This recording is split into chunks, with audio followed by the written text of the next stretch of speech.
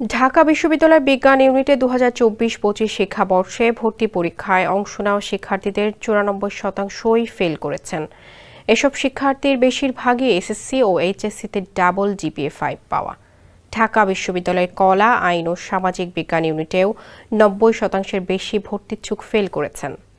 SSC ও এইচএসসিতে GPA 5 পেয়েও প্রায় 1.25 লাখ পরীক্ষার্থী ভর্তি পরীক্ষায় অনুত্তীর্ণ হওয়ার বিষয়টি সবাইকে ভাবিয়ে তুলেছে।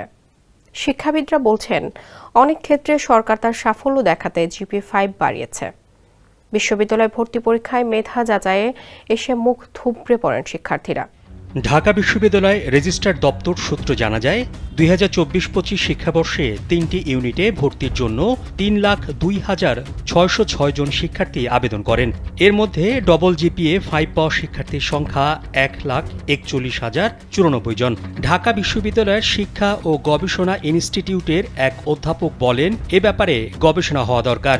তবে মনে হচ্ছে শিক্ষার্থীরা যা পাওয়ার কথা নয় তাদের তা দিয়ে দেওয়া হচ্ছে। সংশ্লিষ্ট ব্যক্তিরা বলছেন, শিক্ষার মান তুলে ধরে এমন 3টি বৈশ্বিক সূচকে বাংলাদেশের অবস্থান দক্ষিণ এশিয়ার দেশগুলোর মধ্যে বেশ খারাপ। এর মধ্যে 2টি সূচকে দক্ষিণ এশিয়ায় বাংলাদেশের অবস্থান সবার নিচে।